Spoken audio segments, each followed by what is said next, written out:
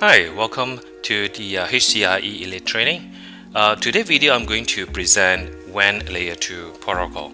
My name is Yap Chi Yuan. I will be your instructor for this course. Alright, so on the overview here, this topic I'm going to look into the Layer 2 technology. So we are going to discuss on the PPP protocol, MPPPP, PPPoE, and frame relay. Okay. So let's look into the objective of our topic. Now first we are going to look into the layer 2. We understand the basic concept about layer 2 on the WAN.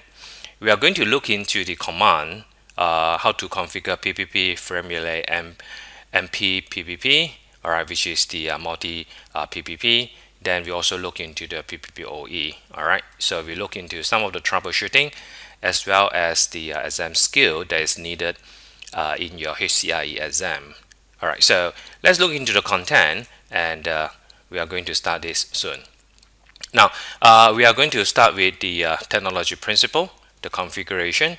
Alright, then after we look into both the principle and the configuration, we look into some of the troubleshooting that is available, alright, for the layer 2 on the WAN, and finally we will talk a little bit about the exam preparation. So let's start with the layer 2 technology principle. Okay, so we are going to start with the PPP principle first. Alright, so the principle that I'm going to touch on will be on the PPP, MPPP, PPPoE, and the frame relay. Now first, let's look into the PPP principle. Now in PPP, we mostly run PPP over the serial ring. Alright, we also can run PPP over Ethernet. That is on our next topic, where we are going to run the PPP over Ethernet. But here we are going to look into the point-to-point protocol. Now point-to-point protocol functioning as a layer 2. So in our OSI, this is considered a data link. Alright, so in the PPP we have 3 protocol suite. Now namely LCP, NCP, and we also have an extended protocol suite.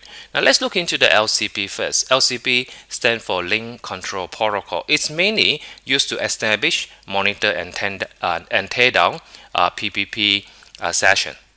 Okay, so another thing here is that we can use in conjunction with the authentication using both CHAP or PAP for us to give the user the authentication capability. Now once the link has been established and the optional authentication has been approved or authenticated, then it go into the next stage here, which is the NCP. Now normally we are running the layer 3 protocol, namely IP, IPX, or even the other protocol. Okay, so this is the most common protocol we are running. So when we run the IP over the PPP, we are basically running on the NCP. Okay, so let's look into the content as well as the frame as in PPP. Now let's look into the PPP packet structure. So here we have the PPP packet structure. First one here is the flag. All right, so as you can see that this is a 8-bit flag. All right, so we have a 7 here and we have an E here, which is a 0x7E. This is the indicate of the start and the end of the physical frame of the PPP. All right, next you'll notice that it's all 1. So basically we have the FF here. This is our address field, similar to our layer 2 address. Now because the PPP is a point-to-point, so we do not require really the address. Okay, so it will be on FF. Next we have the control field. Now the control field, as you can see here, is that we have a 0 and 3. So here we have the control to control the PPP, which means that this is a unsequenced control. So most of the PPP is unsequenced. So we have the 0x03.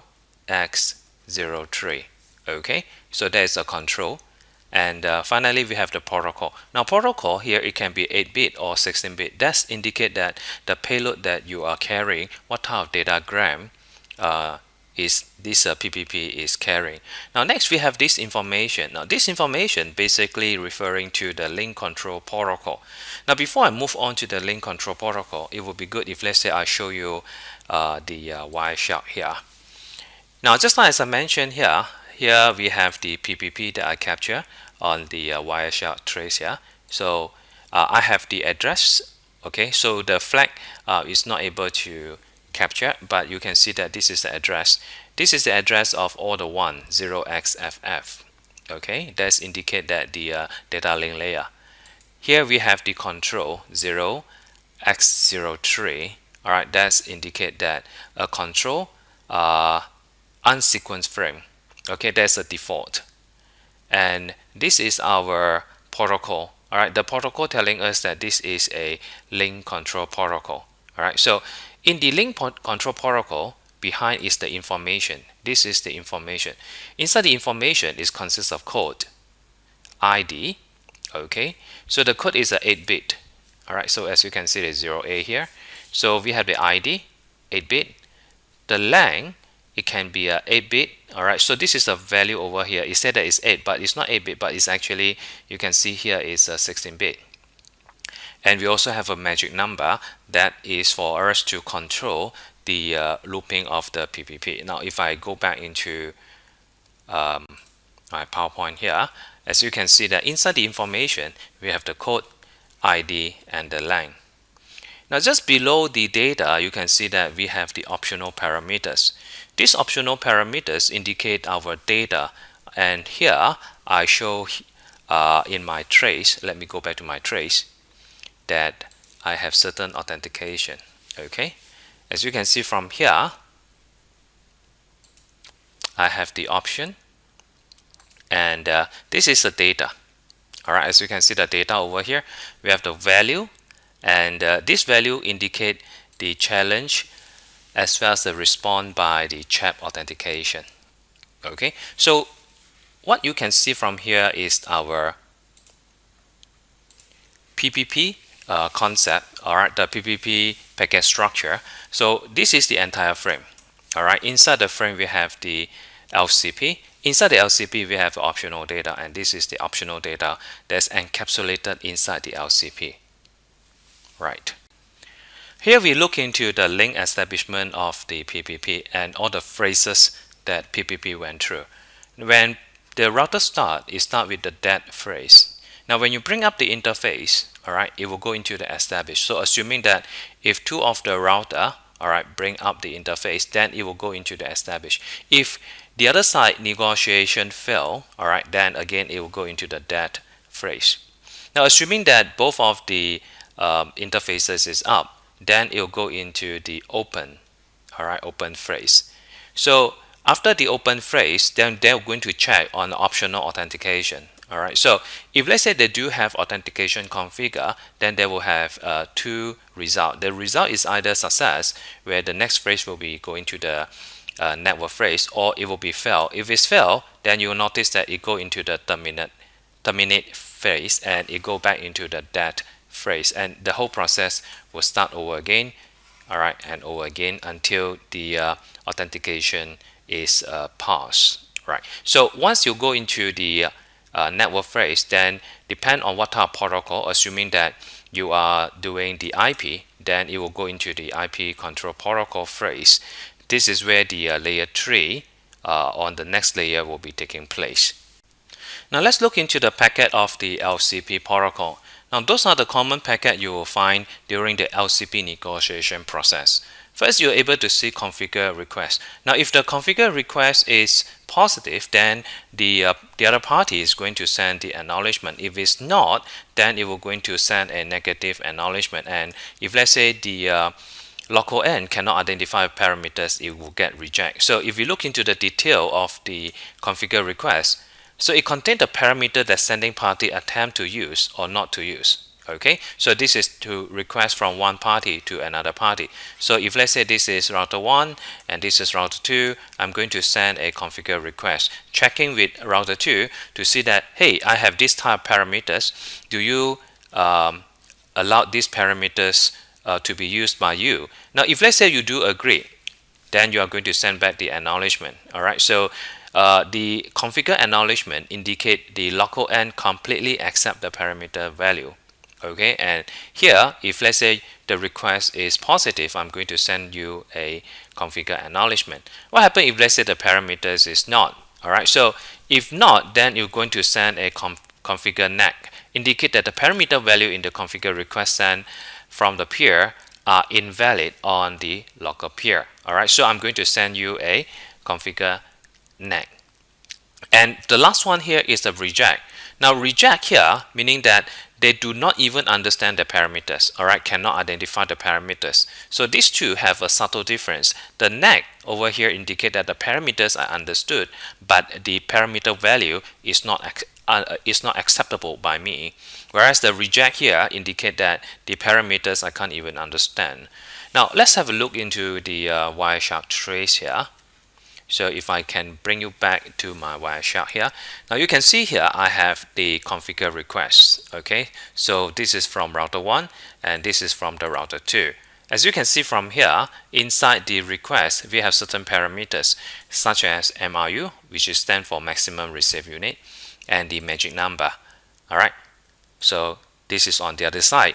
You notice that on the other side I have more information, because on one side of the router I do have authentication turned on.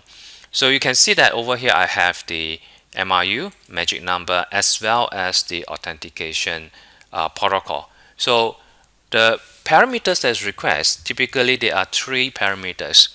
Alright, as you can see from here.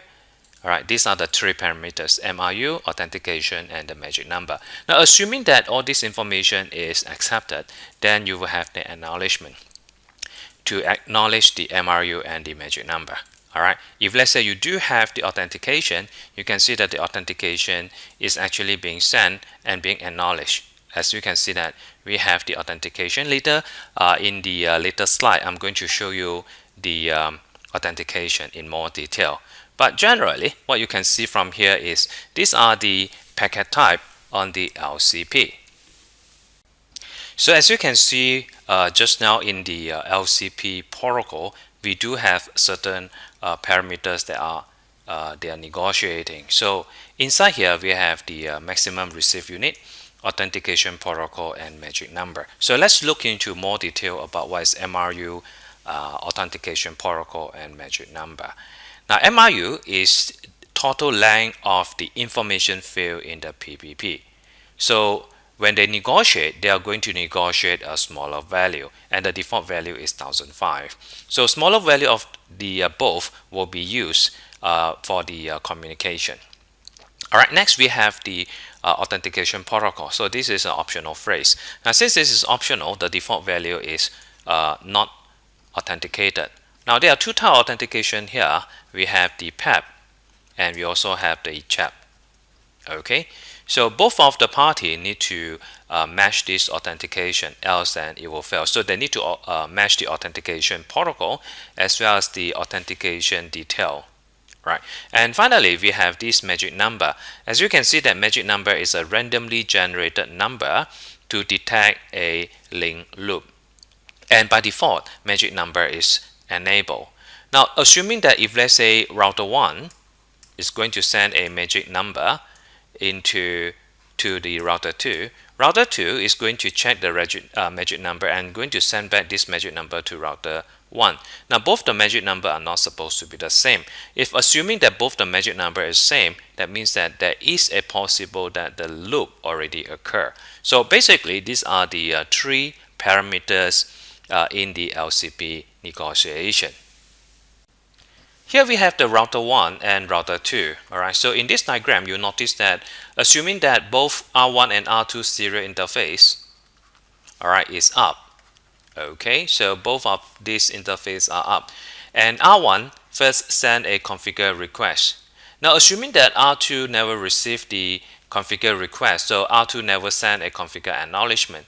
Now under such circumstances, R1 is going to send a second configure request after 3 seconds, and R1 is going to do this continuously for 10 configure requests.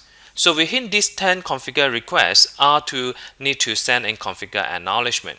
So if within this 10 consecutive transmission and R2 did send a configure acknowledgement, so R1 confirmed that the parameters is acceptable. Now since the R1 received the configure acknowledgement, R2 in return will also ask for the configure parameters, and in return R1 have to send a configure acknowledgement. So this is where the link negotiation is successful.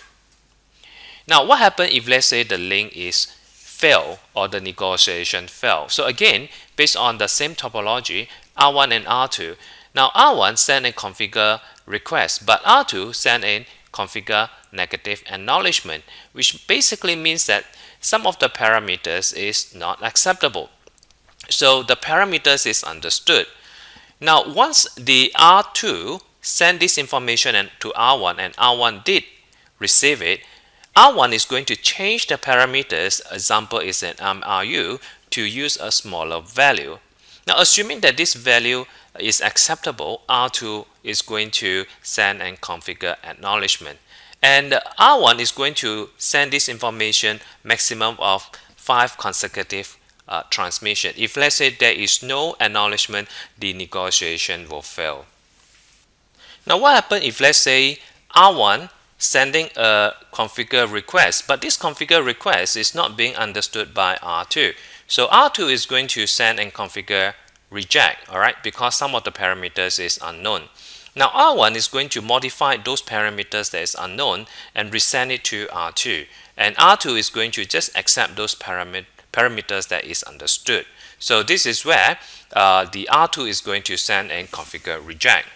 Now assuming that everything is done properly and the negotiation is successful, now R1 and R2 is going to send an echo request and echo reply. And this echo request and echo reply in the Huawei VRP is sent every 10 seconds. Is to confirm that the status of the PPP is working. Now if I can just show you back the trace, now you can see that these are the echo requests and the echo reply by these 2 routers, as you can see from here. Okay, and we also have the termination. Later I'm going to show you. Alright, so these are the trace that you can see. Now let's look into the termination process now. Now the termination process will be like, if assuming that R1 want to terminate, or in this case the authentication is failed, R1 is going to send a terminate request. Now R2 are supposed to send a terminate acknowledgement. Okay, so for every 3 seconds, if I have not received the terminate acknowledgement, I'm going to send the request one more time, and basically I'm going to do it 2 consecutive transmission. If without any terminate acknowledgement that I receive, I still deem that the connection failed and the connection will be disconnected. Alright, so if you are going to terminate properly, you should receive a terminate acknowledgement. Thanks for watching. Please do not forget to subscribe to our channel.